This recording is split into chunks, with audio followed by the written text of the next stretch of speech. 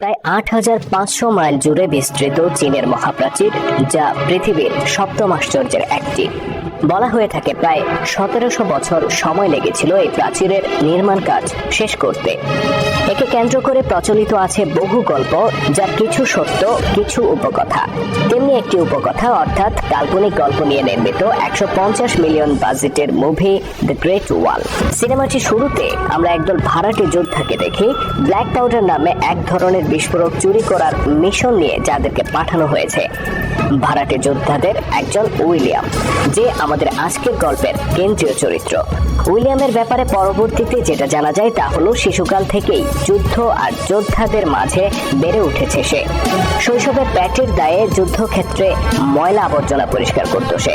প্রাপ্ত বয়সে অনেক বড় যোদ্ধা হয়ে উঠলেও জীবনের লক্ষ্য ওই একই রয়ে গেছে, অর্থাৎ এখনো কেবল টাকার প্রয়োজনেই সে যুদ্ধ করে কিংবা মিশনে যায়। এই গল্পের আরেক গুরুত্বপূর্ণ চরিত্র টোভার, যে উইলিয়ামের বিশ্বস্ত বন্ধু, এবং তারা একসাথে অনেক লড়াইয়ে অংশ নিয়েছে। গল্পের শুরুর দিকে আমরা দেখি উইলিয়াম ও তার সঙ্গীরা উঁচু মালভূমির মতো একটি এলাকায় ডাকাত দলের দ্বারা আক্রান্ত হয়েছে। ভয়ানক দস্যুদের আক্রমণে একে একে অধিকাংশ সঙ্গীতের মৃতদেহ পেছনে ফেলে পালিয়ে বেড়াতে হচ্ছিল তাদেরকে। এক পর্যায়ে দেখা যায় উইলিয়াম ও টোভার ছাড়া বাকিরা মিশন ছেড়ে ফিরে যেতে যাচ্ছে। বহু তর্ক বিতর্কের পর উইলিয়াম ও টোভার তাদেরকে মিশন চালিয়ে যাওয়ার ব্যাপারে রাজি করাতে সক্ষম হয়। কিন্তু তখনই ঘটে একটি ভয়ানক ঘটনা। অদ্ভুত কোনো একটা দানবীয় শক্তি চোখের পলকে তাদের দুই বন্ধুকে ছাড়া বাকি সবাইকে হত্যা করে ফেলে। দানবীয় ওই প্রাণীটি এত দ্রুত কাজটি সেরেছে যে উইলিয়াম ও টোভার দেখতেও পায়নি সেটা আসলে মানুষ ছিল নাকি অন্য কোনো প্রাণী। অত্যন্ত গতিশীল ওই প্রাণীটি পেছন থেকে ঠিক যখন তাদের উপর হামলা করতে যাবে, তখনই উইলিয়াম আত্মবিশ্বাসের উপর ভর করে পেছনের দিকে তলোয়ার চালিয়ে দেয়। এতে ভাগ্যক্রমে দানবটির একটি হাত কেটে মাটিতে পড়ে যায় এবং বাকি শরীরটা খাড়া খাদের কিনারা বেয়ে নিচে পড়ে যায়। এবারও তারা দুজন ঠিক বুঝে উঠতে পারেনি ওটা আসলে কি ছিল। তবে উইলিয়াম ওই কাঁটা হাতটি তার ব্যাগের মধ্যে রেখে দেয়, যেন অন্তত এখানকার স্থানীয় বাসিন্দাদের দেখিয়ে জানতে পারে আসলে ওটা কি ছিল। যাই হোক, পরের দৃশ্যে আমরা দেখি সকাল হলে উইলিয়াম ও টোভার রওনা দেয়, আর ওই ডাকাত দল আবারও তাদেরকে তাড়া করে। তারা খেয়ে দুর্ভাগ্যবশত ওরা চীনের সেই মহাপ্রাচীরের সামনে এসে হাজির হয় এবং এক বিরাট সেনাবাহিনীর সামনে পড়ে যায়। সেনারা তাদেরকে বন্দী করে ফেলে। তাদেরকে বন্দী করার পর গোটা সেনাবাহিনীর প্রধান প্রধান কমান্ডারদের জরুরি বৈঠকে ডাকা হয়। সেখানে উইলিয়াম ও টোভারকেও উপস্থিত করা হয়। উইলিয়ামের ব্যাগ থেকে পাওয়া ওই প্রাণীটির কাটা হাত দেখিয়ে তাকে প্রশ্ন করা হয় তারা এটা কোথায় পেয়েছে। উইলিয়াম যখন বলে সে প্রাণীটিকে হত্যা করেছে, তখন তারা কেউ সেটা বিশ্বাস করতে পারছিল না। এখানে আমাদের পরিচয় হয় গুরুত্বপূর্ণ আরো তিনটি চরিত্রের সাথে। তাদের একজন জেনারেল শাও, যিনি ছিলেন প্রাচীরের দায়িত্বরত গোটা সেনাবাহিনীর প্রধান কমান্ডার। আরেকজন হচ্ছেন কমান্ডার লিন, যিনি জেনারেল শাও এর পর সেনাবাহিনীর সবচেয়ে গুরুত্বপূর্ণ দায়িত্বে ছিলেন, এবং পাশাপাশি তিনি আমাদের এই সিনেমাটির কেন্দ্রীয় নারী চরিত্র। তাছাড়া সেখানে আরেকজনকে দেখা যায় যার নাম ওয়েং। ওয়েং ছিল মূলত একজন যুদ্ধ কৌশলবিদ, যিনি এই মুভির প্রায় শেষ মুহূর্ত পর্যন্ত উইলিয়াম ও লিনের পাশাপাশি গুরুত্বপূর্ণ রোল প্লে করে গেছেন। যেহেতু সেনা কমান্ডারদের কেউই উইলিয়াম ও টোভারের কথা বিশ্বাস করতে পারছিল না, এবং একই সাথে যুদ্ধের পোশাক পরিহিত হওয়া সত্ত্বেও নিজেদেরকে তারা ব্যবসায়ী বলে মিথ্যা পরিচয় দিয়ে ধরা খেয়েছিল, তাই তাদের দুজনকে হত্যার সিদ্ধান্ত নেওয়া হয়। তবে শেষ মুহূর্তে ওয়েং এর অনুরোধে তাদেরকে আপাতত হত্যা না করে বন্দী করে রাখার সিদ্ধান্ত হয়। উইলিয়াম এবং টোভারকে শেষ পর্যন্ত যখন বন্দী করতে নিয়ে যাওয়া হয়, দেখা গেল বন্দিশালার চাবি খুঁজে পাওয়া যাচ্ছে না। এদিকে হইচই পড়ে গেছে যে প্রাচীরে হামলা হতে চলেছে। উইলিয়াম ও টোভার কৌতূহল বশত জানতে চাইলে ওয়েং তাদেরকে জানায় তাও ঠেই নামে একদল ভয়ানক প্রাণী তাদের প্রাচীরে হামলা করতে যাচ্ছে। উইলিয়াম যাকে হত্যা করেছিল সেটাও ছিল একটা তাও ঠেই। যেহেতু প্রাচীরে হামলা হতে যাচ্ছিল, তাই উইলিয়াম ও টোভারকে বন্দিশালায় ঢুকানোর চিন্তা আপাতত বাদ দিয়ে কমান্ডাররা তাদেরকে কয়েকজন সাধারণ সেনার পাহারায় রেখে যুদ্ধে অংশ নিতে চলে যায়। এর পরের দৃশ্যে আমরা যেটা দেখি সেটা ছিল এক বিরাট যুদ্ধের প্রস্তুতি। তীর, গোলা, বারুদ, বর্ষা, তলোয়ার থেকে শুরু করে উন্নত সব অস্ত্রশস্ত্র আর বিরাট সেনাবাহিনীর প্রস্তুতি দেখে বোঝাই যাচ্ছিল ভয়ানক কিছু একটা ঘটতে চলেছে। প্রস্তুতির এক ফাঁকে প্রাচীরের উপরে দাঁড়িয়ে পর্যবেক্ষণরত জেনারেল শাও এবং ওয়েং এর কথোপকথন থেকে জানা যায় গত 60 বছর ধরে তারা এই যুদ্ধের জন্য প্রস্তুত হচ্ছিল। সবার প্রস্তুতি যখন শেষ তখন দেখা যায় দূর পাহাড়ের উপত্যকা দিয়ে ছুটে আসছে অসংখ্য ভয়ানক সবুজ রঙের প্রাণী। এরাই সেই তাওঠেই যাদেরকে প্রতিরোধ করতে এত কিছুর আয়োজন। প্রাচীরের বেশ দূরে থাকতেই আগুনের গোলা নিক্ষেপ করে তাদেরকে থামিয়ে দেওয়ার চেষ্টা করা হয়, কিন্তু তারা ঠিকই প্রাচীরের কাছে চলে আসে, এমনকি প্রাচীর বেয়ে উপরেও উঠে আসতে শুরু হয় দুর্দান্ত একটা ফাইট সিন। প্রাচীর বেয়ে উপরে উঠে আসা প্রাণীগুলোকে ঠেকাতে হালকা পাতলা গড়নের নারী সেনারা বর্ষা হাতে নিয়ে দড়িতে ঝুলে লাফিয়ে পড়ছিল। তাদের অনেকেই ভয়ানক প্রাণীগুলোকে আঘাত করে ফিরে আসলেও কেউ কেউ আবার তাদের খাবারেও পরিণত হচ্ছিল। বেশ কিছুক্ষণ এই লড়াই চলার পর এক পর্যায়ে কিছু প্রাণী প্রাচীরের উপরে চলে আসে আর শুরু হয় সম্মুখ যুদ্ধ। এই অবস্থায় উইলিয়াম ও টোভারকে যারা পাহারা দিচ্ছিল তাদের একজন বাদে বাকিরা যুদ্ধে অংশ নিতে ছুটে যায়। কিছুক্ষণ পর অবস্থা এতটাই বেগতিক হয়ে যায় যে শেষ যে সৈনিকটি পাহারায় ছিল, যার নাম ছিল প্যাং অং, সেও ছুটে যায় যুদ্ধ করার জন্য। আর ঠিক সেই সময় দৌড়ে এসে দুই বন্ধুর হাতের বাঁধন কেটে দেয় এক ব্যক্তি যার নাম বালার্ড। মূলত বালার্ড ছিল একজন ইংরেজি ভাষায় কথা বলা মানুষ এবং বহু বছর ধরে সে কোনো অজ্ঞাত কারণে এখানে অবস্থান করছে। যাই হোক, প্রাণীগুলোর আক্রমণে প্যাং অং নামের ওই পাহারাদার নিষ্পাপ চেহারার ছেলেটি প্রায় মরতে বসেছিল। শেষ মুহূর্তে উইলিয়াম তাকে রক্ষা করে এবং টোভারের সহায়তায় সে প্রাচীরের উপরে উঠে আসা প্রাণীগুলোকে একে একে হত্যা করতে থাকে। যুদ্ধের এক পর্যায়ে দেখা যায় প্রাণীগুলোর শেষ প্রান্তে অবস্থান করে সেখান থেকে তাদেরকে নেতৃত্ব দিচ্ছিল তাদের রানীকে ঘিরে রেখেছে সাধারণ প্রাণীগুলোর তুলনায় বহুগুণ বড় এবং শক্তিশালী একদল পুরুষ প্রাণী, যারা রানীকে ঘিরে একটা নিরাপত্তা বলয় তৈরি করে রেখেছে। রানীকে দেখার পর জেনারেল শাও এর নির্দেশে তার উপর আগুনের গোলা নিক্ষেপ করা হয়, কিন্তু আশ্চর্যজনকভাবে তাকে ঘিরে রাখা শক্তিশালী পাহারাদাররা তাদের শরীর থেকে ছাতার মতো কি যেন একটা বের করে দেয় আর রানীকে ঢেকে দেয়, আর সেই বলয়ের মধ্যে বাধাগ্রস্ত হয়ে গোলাগুলো দূরে ছিটকে পড়ে। যাই হোক, উইলিয়াম ও টোভারের বুদ্ধির সাথে যখন প্রাণীগুলো পেরে উঠতে পারছিল না, তখন আমরা দেখি শয়তান রানীটি তরঙ্গের মাধ্যমে সবাইকে ফিরে যাওয়ার নির্দেশ দেয়। বোঝা গেল এই তরঙ্গের মাধ্যমেই সে তার গোটা বাহিনীকে পরিচালনা করছে। আশ্চর্যের বিষয় হচ্ছে, প্রাণীগুলো যখন ফিরে যাচ্ছিল তখন নিজেদের সব আহত নিহত সদস্যদেরকে টেনে হেঁচড়ে সাথে করে ফিরছিল। এতে বোঝা যায় তারা চায় না জীবিত বা মৃত কোনো সদস্য মানুষদের হাতে পড়ুক আর মানুষরা সেটাকে নিয়ে গবেষণা করে তাদের কোনো দুর্বলতা আবিষ্কার করে ফেলুক। এতে আরো বোঝা গেল তারা শুধু ভয়ঙ্কর প্রাণী নয়, বরং বুদ্ধিমানও বটে। যুদ্ধ শেষে জেনারেল শাও উইলিয়াম ও তার বন্ধু টোভারের প্রতি খুব খুশি হয় এবং তাদেরকে মুক্ত করে দেয়। পরের দৃশ্যে আমরা দেখি গভীর রাতে ঘুমন্ত উইলিয়াম ও টোভারকে জাগিয়ে তুলেছে বালার্ড নামের সেই ইংরেজি ভাষায় কথা বলা ব্যক্তিটি, যে তাদের হাতের বাঁধন খুলে দিয়েছিল। সেখানে তারা কথা বলে জানতে পারে বালার্ডও ব্ল্যাক পাউডারের জন্য এখানে এসেছে এবং পাউডারের সন্ধানও সে পেয়েছে। পাউডার নিয়ে পালানোর পথটাও তার জানা, কিন্তু বিপজ্জনক এই কাজে কোনো সঙ্গী সাথী না থাকায় সে এত বছর ধরে অপেক্ষা করছে। তাদের দুই বন্ধুকে পেয়ে সে মহা খুশি। অন্যদিকে বালার্ডের মুখে ব্ল্যাক পাউডারের খবর পেয়ে দুই বন্ধু খুব খুশি হয় এবং কিভাবে সেগুলো নিয়ে পালানো যায় তা নিয়ে আলাপ জুড়ে দেয়। পরদিন সকালে উইলিয়াম ও টোভারের সম্মানে বিশাল ভোজের আয়োজন করা হয়। সেখানে কথা প্রসঙ্গে উইলিয়ামকে তার তীর ধনুকের খেলা দেখিয়ে নিজের যোগ্যতার প্রমাণ দিতে বলা হয়।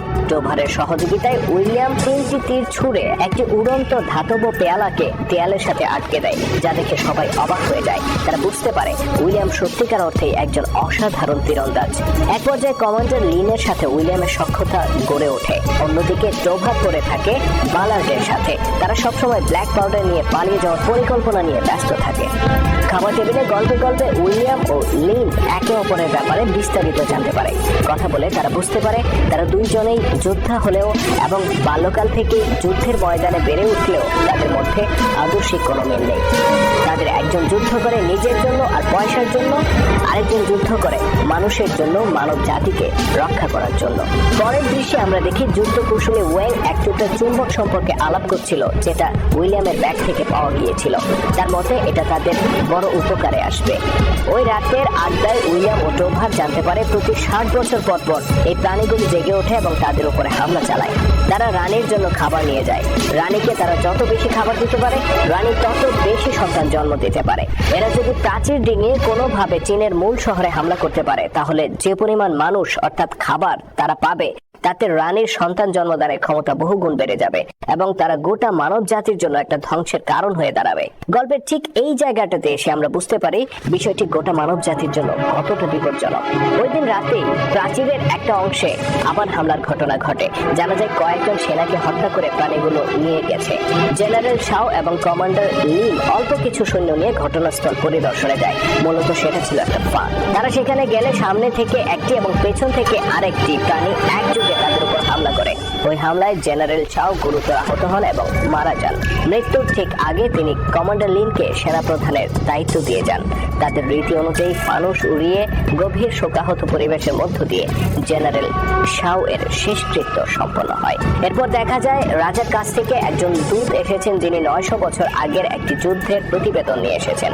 সেখানে বলা হয়েছে ওই সময় এমনই একটি যুদ্ধে প্রাচীরের প্রধান ফটকের কাছে এসে প্রাণীগুলো অদৃশ্য কোনো এক শক্তির প্রভাবে একেবারে শিশুর মতো থেমে গিয়েছিল। উইলিয়ামের কাছে থাকা ওই চুম্বকের মতো সেখানে একটি চুম্বক ছিল। ওয়েনের ধারণা তাদের উপর এই চুম্বকের একটি প্রভাব থাকতে পারে, কিন্তু সেটা পরীক্ষা করতে হলে তো অন্তত একটা প্রাণী লাগবে। সেটা তারা কোথায় পাবে?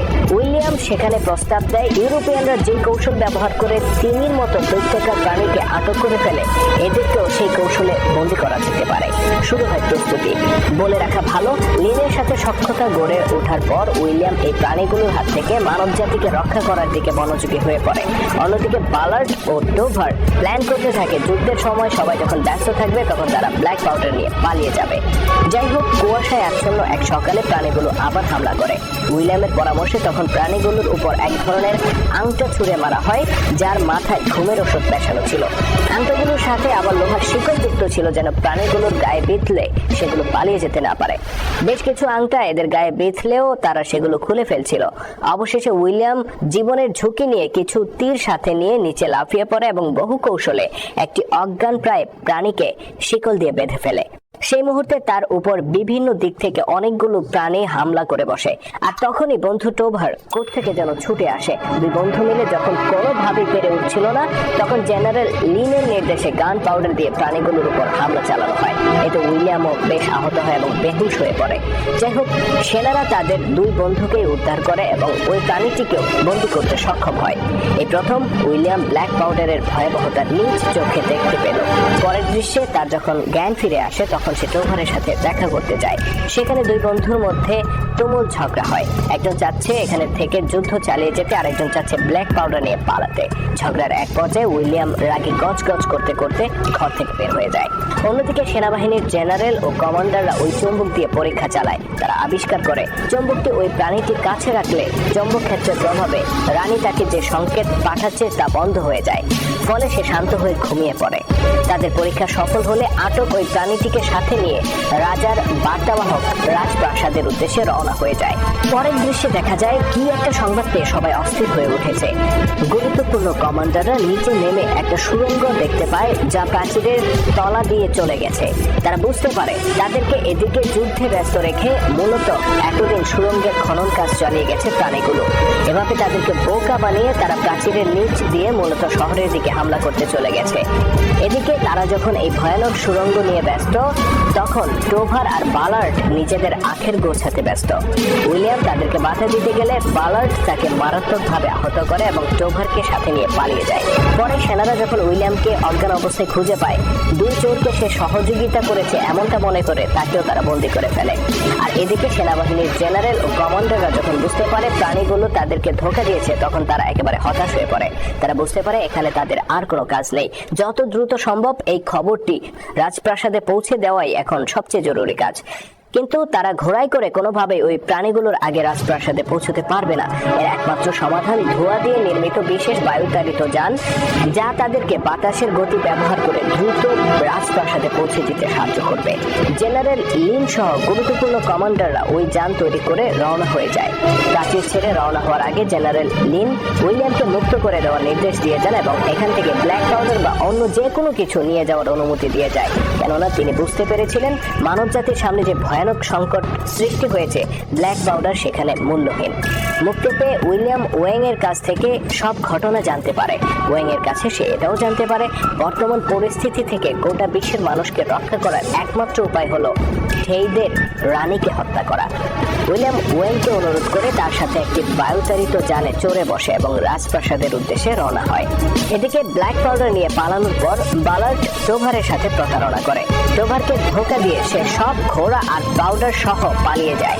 অবশ্য তার এই পলায়ন সুখকর ছিল না, কেননা কিছুক্ষণ পরেই আমরা দেখি সেই ডাকাতের দল যাদেরকে আমরা সিনেমার শুরুতে দেখেছিলাম তারা বালার্ডকে বন্দী বানায়। তারা তাকে বেঁধে রেখে তার পাশেই পাউডার ভর্তি ওই বোমাগুলো নিয়ে খেলা করছিল। বাস্তবে তারা জানতো না আসলে জিনিসটা কতটা বিপজ্জনক। এদিকে বালার্ডের মুখ বাধা থাকায় সে বহু চেষ্টা করেও কিছু বলতে পারছিল না। ঘটনাক্রমে ব্ল্যাক পাউডারের একটি বোমা আগুনের সংস্পর্শে চলে যায় এবং ভয়ানক বিস্ফোরণ ঘটে, যার ফলে বালার্ড সহ ডাকাতদের পুরো দলটি মারা যায়। এদিকে টোভারের ভাগ্য খুব একটা প্রসন্ন ছিল না। সেনাদের একটি দল এসে তাকে বন্দী করে নিয়ে যায়। এদিকে রাজপ্রাসাদে যাওয়ার পথে লিনের বায়ুচালিত যানের উপর প্রাণীগুলো হামলা করে বসে। সঙ্গীয় যোদ্ধাদের সাথে নিয়ে বেশ কয়েকটা প্রাণীকে পরাস্ত করতে পারলেও শেষমেশ লিন ফাঁদে পড়ে যায়। আর ঠিক সেই মুহূর্তে ঘটনাস্থলে পৌঁছে যায় উইলিয়াম ওয়েং এবং উইলিয়ামের সেই ভক্ত প্যাং অং। এ যাত্রায় তাদের তিনজনের সহযোগিতায় জেনারেল লিন কোন রকমে প্রাণে বেঁচে যায় এবং দ্রুত রাজপ্রাসাদে পৌঁছায়। সেখানে পৌঁছে তারা রাজার কাছ থেকে বন্দী হওয়া সেই প্রাণীটিকে চেয়ে নেয়। উইলিয়াম লিন আর ওয়েং মিলে একটা পরিকল্পনা আঁটে যে প্রাণীটির সারা গায়ে বিস্ফোরক বেঁধে সামনে খাবার দিয়ে ছেড়ে দেবে। তাদের বিশ্বাস ছিল খাবার পেয়ে প্রাণীটির রানীর কাছে ছুটে যাবে। পরিকল্পনা অনুসারে তারা প্রাণীটির সারা গায়ে ব্ল্যাক পাউডার দিয়ে তৈরি করা বিস্ফোরক বেঁধে দেয় এবং তার সামনে খাবার রেখে চুম্বককে একটু দূরে সরে যায়। চুম্বকের প্রভাব সরে যাওয়ায় সে সম্বিত ফিরে পায় এবং খাবার নিয়ে দ্রুত রানীর কাছে ছুটে যায়। সেখানে দৈত্যাকার পাহারাদাররা তাকে চেক টেক করে ভেতরে প্রবেশ করতে দেয়। প্রাণীগুলো আসলে বুদ্ধিমান হলেও ওই বন্দি থেকে ছুটে যাওয়া প্রাণীটি রানীর জন্য কতটা বিপজ্জনক জিনিস নিয়ে প্রবেশ করেছে তা বোঝার মতো ঘিলু তাদের ছিল না। যাই হোক, আহত প্রাণীটি খাবারের সাথে বোম নিয়ে প্রবেশ করলেও তাতে আগুন ছিল না, সুতরাং আগুনের সংযোগটা তো বাইরে থেকেই দিতে হবে। উইলিয়াম এবং লিন পার্শ্ববর্তী একটি বহুতল ভবন বেয়ে উপরে চলে যায় এবং ওয়েং চুম্বক হাতে নিচে পাহারায় দাঁড়িয়ে থাকে। বেশ কয়েকতলা উপরে ওঠার পর একটি জানালার পাশে দাঁড়িয়ে উইলিয়াম তীরের মাথায় জ্বলন্ত বারুদ লাগিয়ে রানীর নিরাপত্তা বলয়ের দিকে নিক্ষেপ করে, কিন্তু গার্ডরা তাদের ছাতা দিয়ে তা প্রতিহত করে। এই ঘটনার পর রানী সতর্ক হয়ে যায়। হামলাটা কোথা থেকে হয়েছে তা ঠিক বুঝতে না পারলে অন্তত এতটুকু সে বুঝতে পারে পাশের উঁচু যে দুইটা ভবন আছে তার কোনো একটা থেকেই হামলা চালানো হয়েছে। রানীর সংকেতে তার সৈন্যদল দুই ভাগে বিভক্ত হয়ে ভবন দুটিতে হামলা চালায়।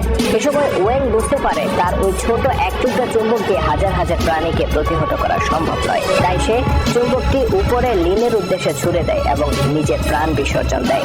ওয়েং এর মৃত্যুতে বাকি দুইজন কষ্ট পেলেও তারা দ্রুত নিজেদেরকে সামলে নেয় এবং আরো উপরে চলে যায়। এরপর আগের মতোই একটি জানালা খুলে তীরের সাহায্যে বারুদ নিক্ষেপ করে উইলিয়াম, কিন্তু এবারও গার্ডরা তা প্রতিহত করে ফেলে। দুর্ভাগ্যজনকভাবে রানী এবার জানালার পাশে উইলিয়ামকে দেখে ফেলে এবং সবাইকে এই ভবনে হামলা চালানোর সংকেত দেয়। রানীর নির্দেশ পেয়ে একযোগে তারা সবাই উইলিয়ামের ভবনে হামলা চালায়। লিন এবং উইলিয়াম প্রাণীগুলোর খাবারে পরিণত হতে যাচ্ছিল ঠিক তার কয়েক সেকেন্ড আগে ভালো একটি বুদ্ধি আসে তাদের মাথায়। প্রাণীগুলোর হাত থেকে রক্ষা পেতে তারা একটি দড়ি ধরে ঝুলে পড়ে এবং লিন চুম্বকটিকে বর্ষার মাথায় গেঁথে রানীর নিরাপত্তা বলয়ের উদ্দেশ্যে নিক্ষেপ করে। আর ঠিক এক মুহূর্তে উইলিয়ামও জ্বলন্ত বারুদ সহ তীর ছোড়ে। যেহেতু চুম্বকের উপস্থিতিতে প্রাণীগুলোর তরঙ্গ ব্যবহারের বিশেষ ক্ষমতাটি থাকে না, তাই চুম্বকটি কোনো বাধা ছাড়াই রানীর বলয়ের মধ্যে প্রবেশ করে এবং এর পেছন পেছন জ্বলন্ত বারুদ সহ তীরটিও প্রবেশ করে। মুহূর্তের মধ্যে ওই বারুদ এবং বন্দি প্রাণীটির নিয়ে আসা সেই ব্ল্যাক পাউডারের বিস্ফোরণে গোটা নিরাপত্তা বলয় সহ রানী নিশ্চিহ্ন হয়ে যায়। সিনেমার শেষ দিকে আমরা দেখি বন্দি টোভারকে মুক্ত করতে এসেছে উইলিয়াম। সে যেহেতু বর্তমানে একজন রিয়েল হিরো, তাই তার অনুরোধ ফেলে দিতে পারেনি দেশটির রাজা। তার অনুরোধে টোভারকে মুক্ত করে দেওয়া হয়। লিন এ সময় তাদেরকে বিদায় জানাতে আসে।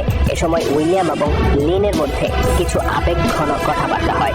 তারা বুঝতে পারে প্রথম পরিচয়ে তারা যেমন নিজেদেরকে দুই জগতের মানুষ ভেবেছিল, বাস্তবে তারা তা নয়। তাদের মধ্যেও রয়েছে অনেক মিল।